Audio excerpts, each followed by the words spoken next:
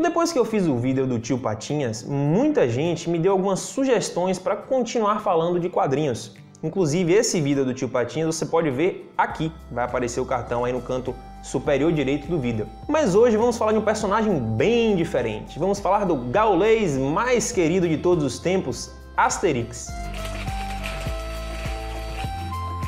Se você não sabe do que eu estou falando, bom, vamos voltar no tempo lá, como eu falei, até o ano 50 a.C.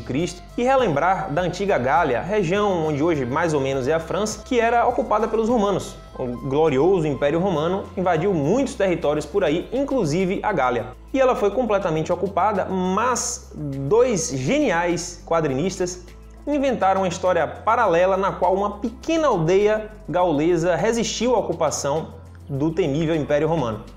E é nessa aldeia que estão nossos principais personagens, o baixinho atrevido gaulês Asterix e o seu companheiro, o gordo, grande e pitoresco Obelix. É uma poção mágica! Estamos devendo serviço, cerveja morta! Criado em 1959 por Albert Uderzo e René Goscinny, Asterix é uma criação absolutamente genial, porque, falando do passado, falava também do presente, trazendo várias referências que rapidamente caíram no gosto do francês, que se via naqueles personagens com as suas características muito típicas de franceses de hoje e referências que, bom, algumas delas só mesmo quem é francês que vai entender. Porém, para além das referências locais, existem muitas outras que você com certeza vai pegar ao ler esse curioso personagem.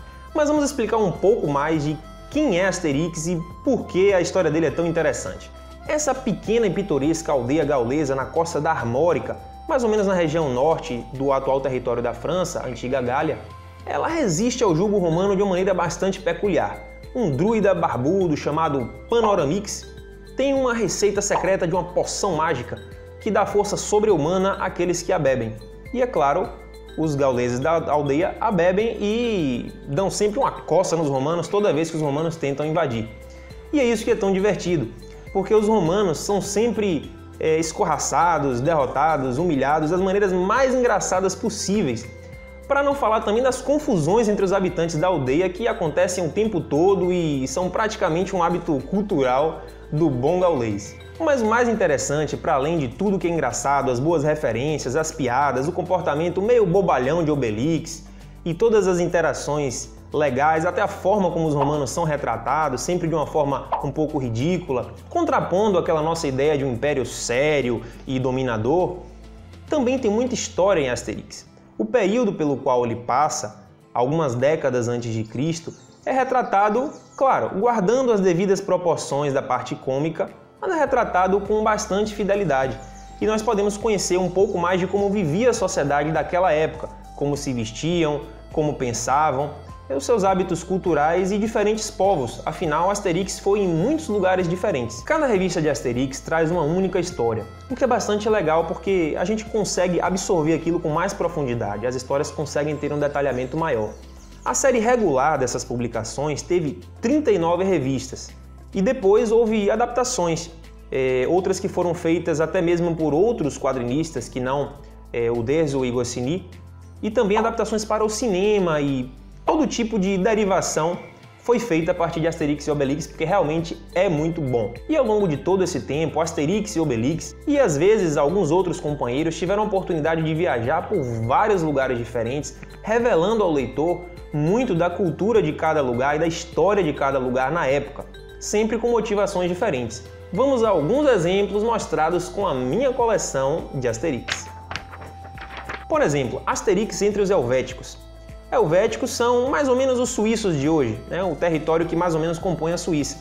Asterix e Obelix precisam salvar uma pessoa que foi envenenada e para fazer o antídoto funcionar, o druida precisa de uma flor que só cresce no Monte Nevado lá no meio dos povos helvéticos.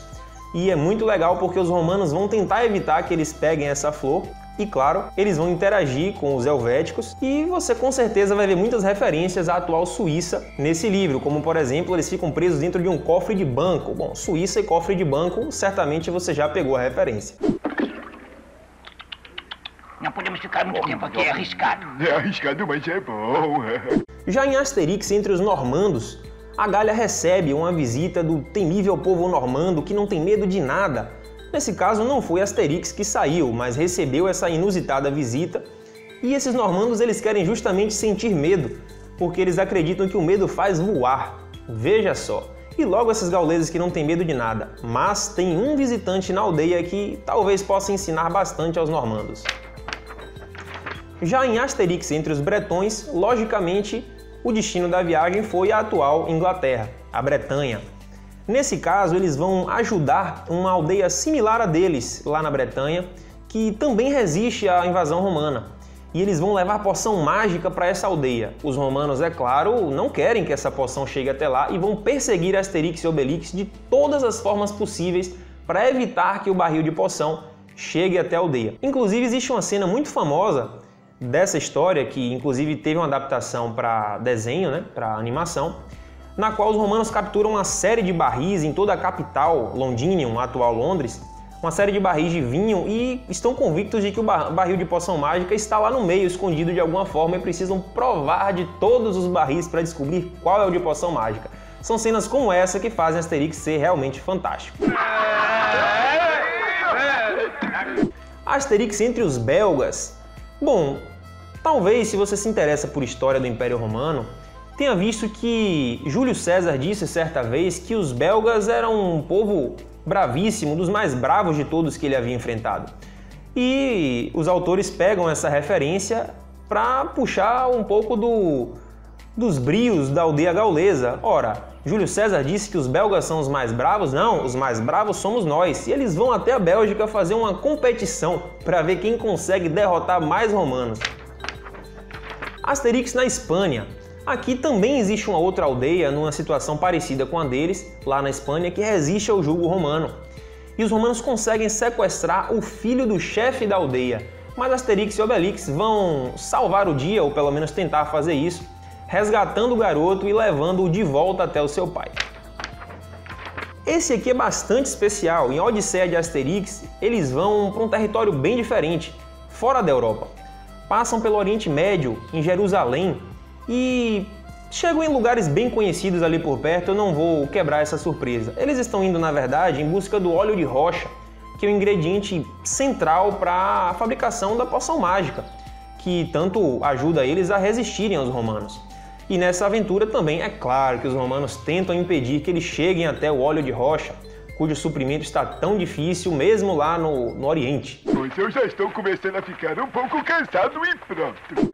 Em uma volta pela Gália com Asterix, eles desafiam os romanos, ou melhor dizendo, são desafiados pelos romanos, que acham que eles não conseguiriam sair da região da aldeia. E eles dizem, bom, vamos dar uma volta pela Gália trazendo uma comida típica de cada cidade gaulesa. Isso é bastante interessante para conhecer um pouco da cultura gaulesa, ou melhor dizendo, francesa, porque muita coisa que aparece aqui se reflete até hoje. É bastante interessante. Em O Escudo Arverno, resgatamos mais um pouco da história real. Para quem não sabe, houve um grande líder gaulês chamado Vercingetorix, que foi derrotado numa batalha decisiva contra os romanos depois de muito resistir, o que marcou a dominação final dos romanos sobre a Gália. E Vercingetorix, assim conta a história, depôs as suas armas aos pés de Júlio César. Esse livro aqui conta a história do escudo de Vercingetorix, que estava lá entre as armas depostas e que sumiu. Os romanos tentam resgatá-lo para poder fazer um desfile de poder, demonstrar poder para os gauleses, mas Asterix e Obelix querem recuperar esse escudo antes dos romanos. Como isso vai se desenrolar, você vai ter que ler a história. Por fim, temos duas revistas também muito interessantes que abordam um pouco de como o dinheiro pode interferir na vida das pessoas. Em Obelix e Companhia, os romanos tentam minar a harmonia da aldeia gaulesa através da ganância. E eles oferecem dinheiro pelos menires, essas pedras que Obelix fabrica. Ele retira lá da sua pedreira e tentam, através da ganância, corromper os aldeões. E é bastante interessante ver algumas noções de mercado e de como funciona o nosso mundo econômico através dessa história. Já em O Domínio dos Deuses, o foco é mais o mercado imobiliário. Os romanos tentam construir as suas grandes construções, fazer a sua engenharia, vender imóveis perto da aldeia para civilizar os gauleses, mas talvez esse plano não dê muito certo. Depois de tantas histórias interessantes, Asterix e Obelix não tem mais o mesmo ritmo de antigamente. Isso porque o Derzo, um dos criadores, se aposentou há alguns anos e veio a falecer no ano passado. Então, o traço original a gente nunca mais vai ter das histórias. Mas as histórias seguem vivas de outra forma. Existem outros autores que fizeram algumas histórias de Asterix e Obelix mais recentes, então a mágica certamente segue viva e vale a pena continuar acompanhando esse trabalho.